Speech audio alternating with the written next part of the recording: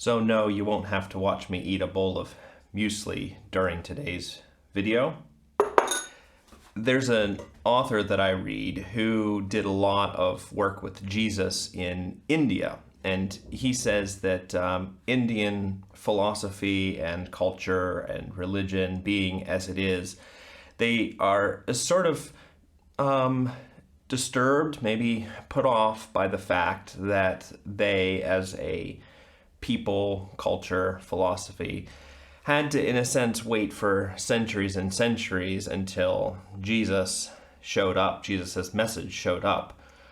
And they kind of wonder why Jesus, if he's so important, wouldn't just sort of, in a sense, speak to them through the skylight.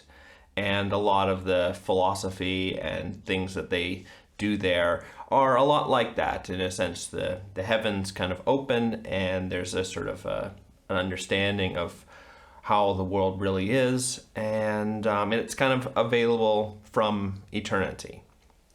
And this author says, well, actually, Jesus has done it in a different way, not through the skylight, but more through the front door. And he says the reason for that is that Jesus wants for us to know each other and to be in conversation with each other and be in relationship with each other.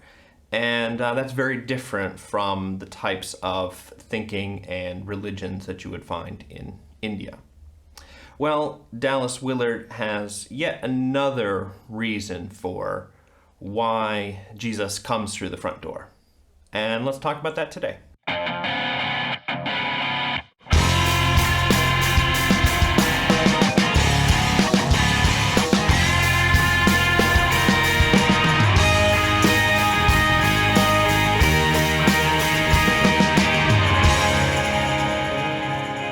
Hey everybody, welcome to the Sanctus Forum.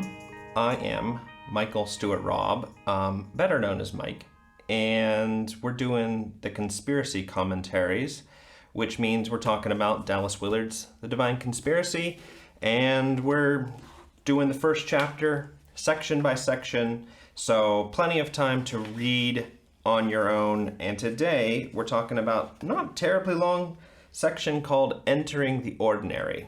And there are three things I want to point out to you today, so you can look for those things. But, if you like this video, go ahead and like it with your finger and subscribe if you haven't.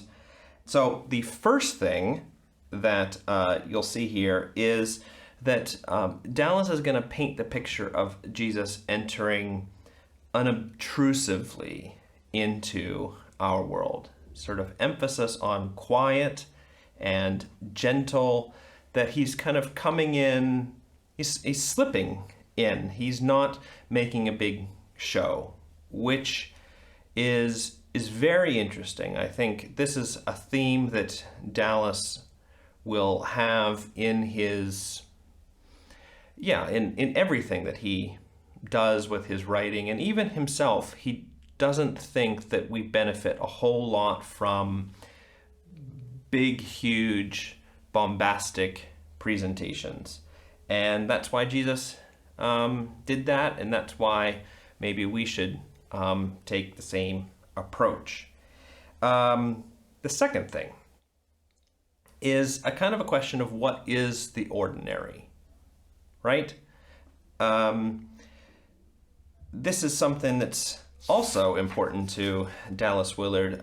He did not spend his time in some monastery. He got a job as a university professor, and that's where he spent most of his time. He raised kids, married a wife, and in a sense, what his perspective is that the ordinary is where we spend most of our time. It's not in the dramatic things, the big things, where we are most present. We're most present eating breakfast.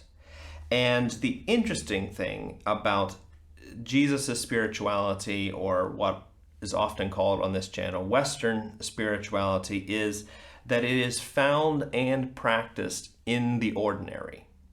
This is different from other so-called religions, other spiritualities, other philosophies, where maybe you kind of have to do something extra special in order to come into contact with the good stuff. You might have to go into secret areas, or I don't know.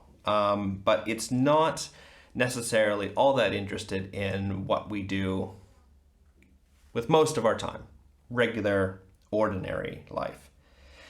And it's kind of interesting how he describes this. In a sense, he says the ordinary is so important for Jesus because Jesus, as God, created the ordinary. He created us, he created our world in a way that really most of our time does need to be spent doing very simple tasks. And then what happens is that that's kind of the one side, the ordinary kind of being created by God. And then Jesus kind of comes in and he meets us in that space where we are doing these sort of regular, ordinary things. And in a way that sort of picks up those things and carries them forward, helps them, redeems them. That's kind of a Bible word. He rescues them. Jesus comes into this space that God has created, and he brings with him what Dallas Willard calls the eternal kind of life. So a way of living that doesn't fight with what our life is normally made up with, but does rescue it, does make it meaningful, does honor it, and give it qualities which it doesn't have otherwise. The third thing is Dallas Willard's answer to why Jesus comes in the front door. And it's because, and I'll read it here, it says, our human life is not destroyed by God's life, but is fulfilled in it and in it alone. So the idea is not only that we can get to know each other, but this is kind of Jesus's strategy to get the kind of the good stuff, the kind of the spiritual substance and reality, the beauty and wonder and power of God into those areas where we actually live and spend our time, and just lift the whole thing. Well, that's what I've got for you today. Thanks for watching, listening, and we'll see you next time.